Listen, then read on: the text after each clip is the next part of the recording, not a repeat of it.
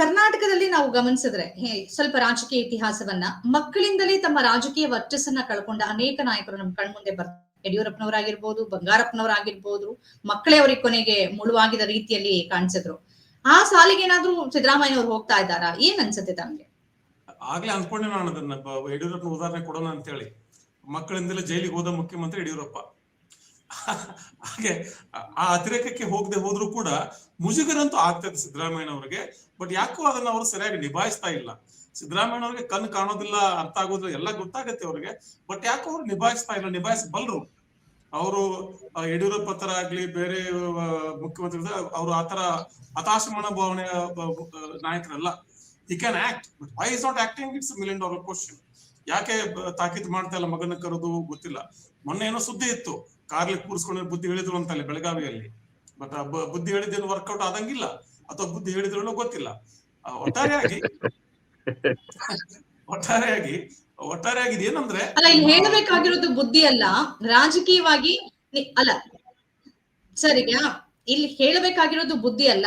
CM ಪುತ್ರ ಅನ್ನೋ ಕಾರಣಕ್ಕಾಗಿ ಒಂದು ವಿಶೇಷ ಅಧಿಕಾರವನ್ನ ಯಾರು ಪಕ್ಷವಾಗ್ಲಿ ಸರ್ಕಾರವಾಗ್ಲಿ ಅವ್ರಿಗೆ ಕೊಟ್ಟಿಲ್ಲ.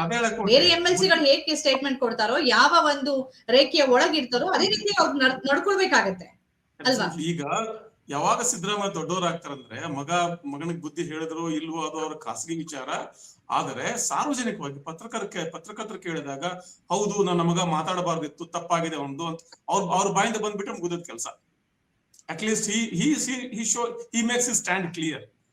ಅವ್ರ ಪ್ರಶ್ನೆ ಕೇಳಿದ ತಕ್ಷಣ ಅವರು ಕೂಡ ರೇಗಾಡೋದು ಪತ್ರಕರ್ತರ ಮೇಲೆ, ಅವರು ಇದು ಮಾಡಿದ್ರೆ ಇದೆಲ್ಲ ಒಂದ್ ಕಡೆ ಒಟ್ಟಾರೆ ಇಡೀ ರೈಲೇ ಹಳಿ ತಪ್ಪಿದ ತರ ಕಾಣುತ್ತೆ ಇದು. ಯಾಕಂದ್ರೆ ಸಿದ್ದರಾಮಯ್ಯ ಕೂಡ ಅದನ್ನ ಸಮರ್ಥನೆ ಮಾಡ್ಕೋಬಾರ್ದಲ್ವಾ? 1000 ಸತಿ ಪತ್ರಕರ್ತ ಬೆಳಗಾವಿಯಲ್ಲಿ ಕೇಳಿದ್ರು, ಒಂದ್ಸತಿ ಅವ್ರು ಹೇಳಿಲ್ಲ ಎತ್ತಿದ್ರು ಆತರ ಹೇಳ್ಬಾರ್ದಿತ್ತು, ನಾನು ಕರೆದು ಬುದ್ಧಿ ಹೇಳ್ತಂತ ಹೇಳಿ ನಮ್ಗೆ ಒಂದು 1000 ಸತಿ ಹೇಳಿಕೆ ಕೊಡ್ಲಿ. ಈಗ ಯಾಕೆ ಡಿ ಕೆ ಶಿವಕುಮಾರ್ ಸಿದ್ದ ಮುಖ್ಯಮಂತ್ರಿ ಮೇಲೆ ಹಾಕಿದ್ರು? Is very mature person, because he cannot take action, he should not take action. ಆ ಮುಖ್ಯಮಂತ್ರಿಗಳ ಹೇಳ್ತಾರೆ ಬಿಡಿ ಅದ್ರ ಬಗ್ಗೆ. The chief minister will reply ಅಂತ ಹೇಳ್ಬಿಟ್ರು. Has the chief minister replied?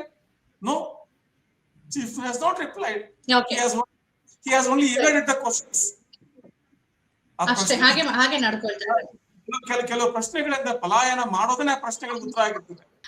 ನಂಜುಂಡೇಗೌಡ್ರೆ, ಈ ಆಟ ಒಂದ್ ರೀತಿ ಪಗಡೆ ಆಟ ನಡೀತಿದೆ. ಈ ಆಟದಲ್ಲಿ 2 ಕಾಯಿಗಳನ್ನ ಎರಡೂ ಕಡೆಯಿಂದ ಮುನ್ನಡೆಸುವಾಗ, ಒಂದ್ ಕಡೆ DK ಶಿವಕುಮಾರ್, ಒಂದ್ ಕಡೆ ಸಿದ್ದರಾಮಯ್ಯ ಇದ್ದಾಗ, DK ಶಿವಕುಮಾರ್ ಅವರು ಪ್ರಬುದ್ಧವಾಗಿ ಎಲ್ಲೂ ಪಕ್ಷಕ್ಕೆ, ಸರ್ಕಾರಕ್ಕೆ ಮತ್ತು ಅಂದ್ರೆ ಒಂದು ಆ ಕಡೆ ಈ ಕಡೆ ಪದಗಳು ಆಗ್ಬಾರದು, ಆ ತರದಲ್ಲಿ ಅವರೆಲ್ಲಾ ಹೇಳಿಕೆಗಳಿದೆ. ಯತೀಂದ್ರ ಅವ್ರಿಗೆ ಹೇಳಿಕೆ ಸಂಬಂಧಪಟ್ಟಂತೆ ಇರ್ಬೋದು, ಅಧಿಕಾರ ಹಂಚಿಕೆ ಇರ್ಬೋದು, ನಾಯಕತ್ವದ ಬಗ್ಗೆ ಕೇಳಿದಾಗಿರ್ಬೋದು, ಎಲ್ಲದು.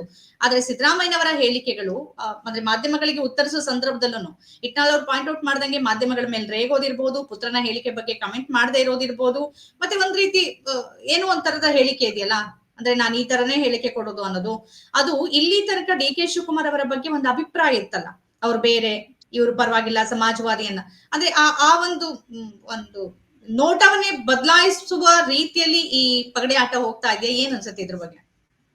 ಇಲ್ಲ, ನನಗೆ ಅನ್ಸುತ್ತೆ ಇಟ್ ಇಸ್ ಟು ಅರ್ಲಿ ಈ ತರ ಹೇಳಕ್ ಆಗಲ್ಲ.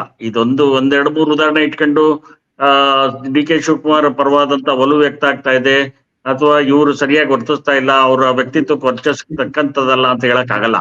ಕೆಲವು ಸರಿ ಯಾವ್ದೋ ಒತ್ತಡದಲ್ಲಿದ್ದಾಗ, ಮುಖ್ಯಮಂತ್ರಿ ಅಂದ್ರೆ 108 ಸಮಸ್ಯೆಗಳು ತಲೆಯಲ್ಲಿ ತುಂಬಿಕೊಂಡಿರ್ತದೆ. ಯಾವ್ದೋ ಒತ್ತಡದಲ್ಲಿದ್ದಾಗ ಪತ್ರಕರ್ತರು ಹೋಗಿ ಕಿರಿಕಿರಿ ಮಾಡ್ತಿರ್ತಾರೆ, ಪ್ರಶ್ನೆಗಳು ಕೇಳ್ತಿರ್ತಾರೆ, ಆ ಸಂದರ್ಭದಲ್ಲಿ ಮಾತಾಡಿರ್ಬೋದು. ಆದ್ರೆ ಸಿದ್ದರಾಮಯ್ಯನಂತರ ಸಿದ್ದರಾಮಯ್ಯ ಅವರಂತ ಸೀಸನ್ಡ್ ಪಾಲಿಟಿಷಿಯನ್ಸ್ ಇದಾರಲ್ಲ, ಅವರು ಬಹಳ ಪ್ರಬುದ್ಧವಾಗಿ, ಬಹಳ ತಾಳ್ಮೆಯಿಂದ, ಬಹಳ ಸಂಯಮದಿಂದ ಉತ್ತರಿಸ್ಬೇಕು. ಆಗದೆ ಇದ್ರೆ ಏನಾಗುತ್ತೆ, ಒಂದ್ ರೀತಿ ನೀವ್ ಹೇಳ್ದಂಗೆ ಒಂದು ಸಂದೇಶ ಹೋಗುತ್ತೆ, ಅವರ ಬಿಹೇವಿಯರ್ ಬಗ್ಗೆ ಒಂದು ಸಂದೇಶ ಹೋಗುತ್ತೆ, ಅವ್ರ ನಡವಳಿಕೆ ಬಗ್ಗೆ ಒಂದು ಸಂದೇಶ ಹೋಗುತ್ತೆ.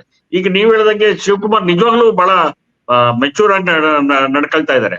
ಕಳೆದ ನವೆಂಬರ್ 20 ನಂತರ ಕೆಲವು ದಿನಗಳು ಅವರು ಬಹಳ ಅಗ್ರೆಸಿವ್ ಆಗಿದ್ರು, ಆಕ್ರಮಣಕಾರಿಯಾಗಿ ವರ್ತಿಸಿದ್ರು. ಈಗ ಅವರು ಒಂದ್ ಸ್ವಲ್ಪ ಮೃದುವಾಗಿದ್ದಾರೆ, ಸೌಮ್ಯವಾಗಿದ್ದಾರೆ, ಬಹಳ ಇದಾಗಿ ಒಂಥರ ಸೀಸನ್ಡ್ ಆಗಿ ವರ್ತಿಸ್ತಾ ಇದ್ದಾರೆ. ಸಿದ್ದರಾಮಯ್ಯರು ಅದರ್ವೇ ಇದರಲ್ಲಿ ಸಿದ್ದರಾಮಯ್ಯನವರು ಸ್ವಲ್ಪ ಈ ತರ ಹತಾಶರಾಗಿ ಮಾತಾಡ್ತಿದ್ದಾರೆ ಅಂತ ಅನ್ಸುತ್ತೆ. ಮೊನ್ನೆ ಯಾರೋ ನನಗೆ ಬೆಳಗಾವಿಯಿಂದ ಫೋನ್ ಮಾಡಿದ್ರು, ಯಾಕೋ ಸಿದ್ದರಾಮಯ್ಯನವರು ಸ್ವಲ್ಪ ಡಲ್ ಆದಂಗೆ ಕಾಣಿಸ್ತಾರೆ ಅಂತ ಹೇಳ್ತಿದ್ರು.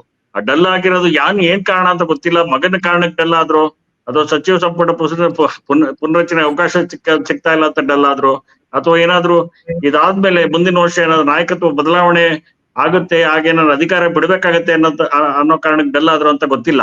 ಆದ್ರೆ ಒಟ್ಟಾರೆ ಈ ಹಂತದಲ್ಲಿ ಏನು ಹೇಳಕ್ಕಾಗಲ್ಲ. ಇನ್ ಸ್ವಲ್ಪ ದಿವಸ ಕಾದ್ರೆ ಜನವರಿ ಕಳೆದ ನಂತರ ಬಜೆಟ್ ಯಾರನ್ನ ಇದ್ ಮಾಡ್ತಾರೆ ಎಲ್ಲ ನೋಡ್ಕೊಂಡಾದ್ಮೇಲೆ ಗೊತ್ತಾಗತ್ತೆ ಯಾವ ದಿಕ್ಕು ಹೋಗುತ್ತೆ ಅಂತ. ಒಂದಂತೂ ನಿಜ, ಈಗ ಅತ್ಯಂತ ಕಾಂಗ್ರೆಸ್ ಪಾರ್ಟಿ ದೇಶದಲ್ಲಿ ಅತ್ಯಂತ ಕೆಟ್ಟ ಪರಿಸ್ಥಿತಿಯಲ್ಲಿದೆ, ಶೋಚನೀಯ ಸ್ಥಿತಿಯಲ್ಲಿದೆ, ಅದು ಪಾತಾಳಕ್ಕೆ ಕುಸ್ತಿದೆ. ಅಲ್ಲಿ ಸಂಸತ್ತಲ್ಲಿ ಬಹಳ ಅಗ್ರೆಸಿವ್ ಆಗಿ ಡಿಬೇಟ್ಗಳು ನಡೀತಾ ಇದೆ ಆಡಳಿತ ಪಕ್ಷ ಮತ್ತು ವಿರೋಧ ಪಕ್ಷಗಳ ನಡುವೆ. ಅಲ್ಲಿ ಪ್ರಿಯಾಂಕಾ ಗಾಂಧಿ, ರಾಹುಲ್ ಗಾಂಧಿ ಅವರು ತಮ್ಮ ಪಕ್ಷವನ್ನ ಡಿಫೆಂಡ್ ಮಾಡ್ಕೊಳಕ್ಕೆ, ತಮ್ಮ ನಿಲುವುಗಳನ್ನ ನಿರ್ಧಾರಗಳನ್ನ ಡಿಫೆಂಡ್ ಮಾಡಕ್ಕೆ ಬಹಳ ಪ್ರಯತ್ನ ಪಡ್ತಾ ಇದ್ದಾರೆ. ಅಂತ ಸಂದರ್ಭದಲ್ಲಿ ಇವ್ರು ಅವ್ರ ಜೊತೆ ನಿಂತ್ಕೊಂಡು ಪಕ್ಷವನ್ನ ಒಂದು ಬಲಿಷ್ಠವಾಗಿ ಕಟ್ಟೋ ರೀತಿಯಲ್ಲಿ ಅವ್ರ ನಡವಳಿಕೆ ಇರ್ಬೇಕು ಹೊರತು ಈ ತರ ಕಿತ್ತಾಡ್ಕೊಂಡು ಮತ್ತಷ್ಟು ಪಕ್ಷವನ್ನ ಮುಜುಗರಕ್ಕೆ ಸಿಕ್ಕಿಸಬಾರ್ದಾಗಿತ್ತು. ಅದು ನಾನು ಹೇಳಬಲ್ಲೆ ಇದನ್ನ ಈ ಸಂದರ್ಭದಲ್ಲಿ ಮೇಡಮ್.